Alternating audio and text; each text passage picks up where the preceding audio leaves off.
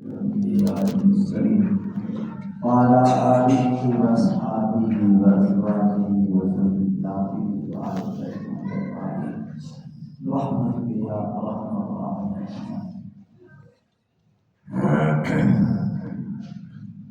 واجب الاحترام دوستوں بزرگوں،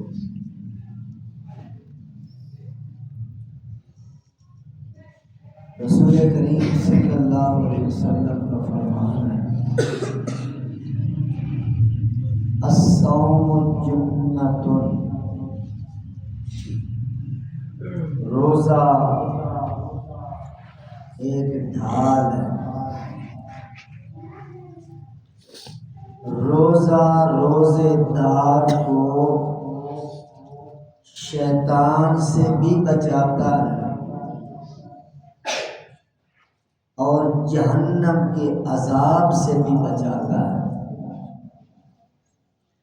اور ہر قسم کی منحوس چیزوں سے، ہر قسم کی شریر چیزوں سے روزہ مسلمان کی حفاظت ہے، بشرطے کہ مسلمان خود روزے کی حفاظت کرے. روزہ حفاظت کرے گا، روزے کی حفاظت مسلمان نے کرنا. کبھی کبھی مسلمان خود اس ڈھال کو توڑ دیتا. روزہ ڈھال ہے اور مسلمان نے خود اس ڈال کو چیر پھاڑ ڈالا. مثلا روزہ بھی رکھا، ساتھ بد نظری بھی چل رہی.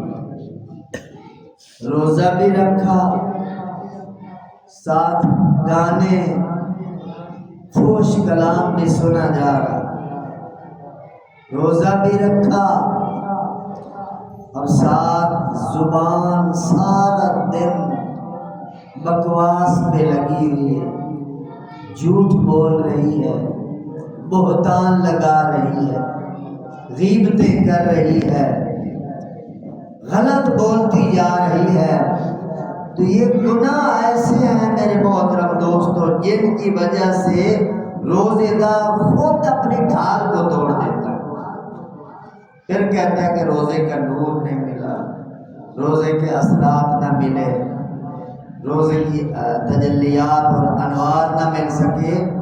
تو روزہ رکھ کر اس کی حفاظت میرے دوستوں ضروری ہے. رسول پاک صلی اللہ علیہ وسلم کے دور کا واقعہ ہے. دو عورتیں تھیں، ان نے روزہ رکھا ہوا تھا اور اتنی نڈال ہو گئی کہ مرنے کے قریب ہو. حضور علیہ السلام کو بتایا گیا کہ انہوں نے روزہ رکھا ہے اور اتنی نڈال ہو گئی ہیں کہ قریب المرگ ہو گئی ہیں، مرنے کے قریب ہو. تو حضور علیہ السلام اپنی بصیرت سے سمجھ گیا کہ کیا معاملہ. آپ علیہ السلام نے ایک پیالہ بھیجا اور فرمایا کہ ان دونوں عورتوں کو کہو اس کی قے کریں. انہوں نے قے کی تو صحابہ بھی حیران ہوئے. اس قے کے اندر گوشت کے ٹکڑے اور تازہ خون حضور علیہ السلام کے پاس لے آئے. صحابہ کرام حیران ہو گئے کہ ساری سے اب تک روزے سے ہیں، یہ گوشت کدھر سے آ گیا، یہ خون کدھر سے آ گیا. تو حضور صلی اللہ علیہ وسلم نے اس راز سے پردہ اٹھایا. آپ علیہ السلام نے فرمایا کہ ان عورتوں نے حلال کھانے سے روزہ رکھا تھا اور غیبت کر کر کے، حرام کام کر کے انہوں نے روزے کو توڑ دیا. یعنی غیبت ایک ایسی لعنت ہے، ایسا گناہ ہے. قرآن خود کہتا ہے اَيُحِبُّ أَحَدُكُمْ أَن يَأْكُلَ لَحْمَ أَخِيهِ مَيْتًا فَكَرِهْتُمُوهُ.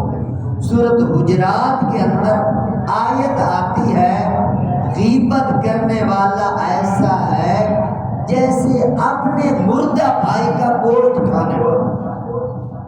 اتنی بڑی کراہت والی بات، یعنی یہ کوئی روایت نہیں، آیت ہے قرآن پاک کی۔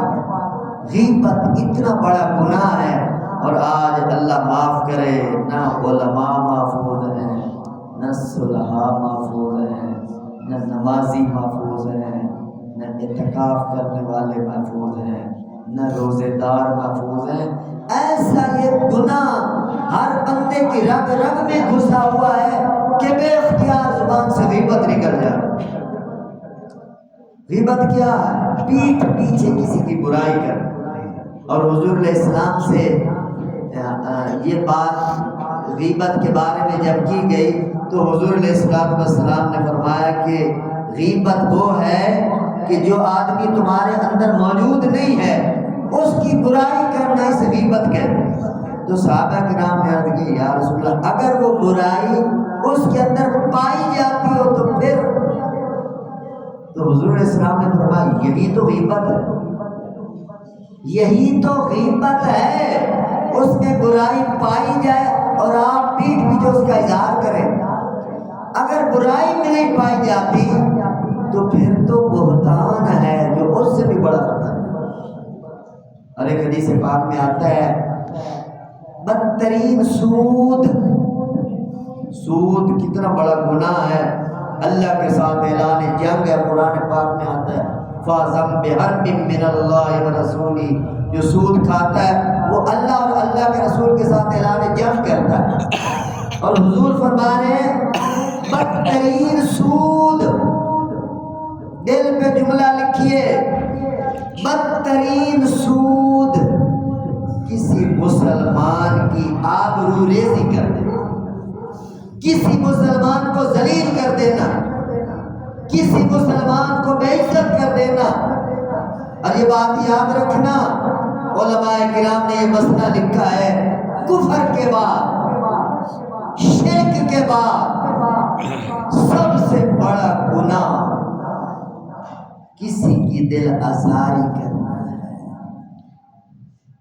کفر کے بعد حضرت مجدد الفسانی رحمۃ اللہ علیہ لکھتے ہیں کفر اور شرک کے بعد سب سے بڑا گناہ کسی کی دل آزاری کرنا ہے۔ مسجد ڈھامی، مندر ڈھامی، اور ڈھامی جو کچھ ٹھہندا ہت بندے دا دل نہ ڈھامی، رب دلاں وچ رہنا۔ تو انسان کا بڑا مقام ہے، کعبے کا ہم کتنا احترام کرتے ہیں، اس کا طواف کرتے ہیں، اس کو پیٹھ بھی نہیں کرتے۔ حضور فرما کے مسلمان کی عزت کعبے سے زیادہ ہے۔ حقیقی اسلام سمجھو، حقیقی ایمان سمجھو، حقیقی قرآن سمجھو، روزے کی میرے دوستو حفاظت کرو۔ یہ ٹریننگ دی جا رہی ہے رمضان شریف کے اندر کہ مسلمان نے اپنے آپ کی سروس کرنی ہے، اپنی دھلائی کرنی ہے، صفائی کرنی ہے، اور گناہوں سے بری ہونا ہے، پاک صاف ہو کر رمضان شریف میں اللہ کے حضور اپنے اعمال دکھانے۔ اللہ مجھے اور آپ سب کو روزے کا حقیقی نور نصیب فرمائے اور روزے کی حفاظت کرنے کی توفیق نصیب فرمائے۔ الحمدللہ رب العالمین والصلاة والسلام علی سید الانبیاء والمرسلین۔ اللہم اغفر لنا وللمؤمنین والمؤمنات والمسلمین والمسلمات الاحیاء منهم والاموات من الجنة والناس اجمعین انک سمیع قریب مجیب الدعوات رب ارحمهما كما ربياني۔ وصلی اللہ تعالی علی حبیبہ وخیر خلقہ سیدنا محمد وآلہ وصحبہ اجمعین۔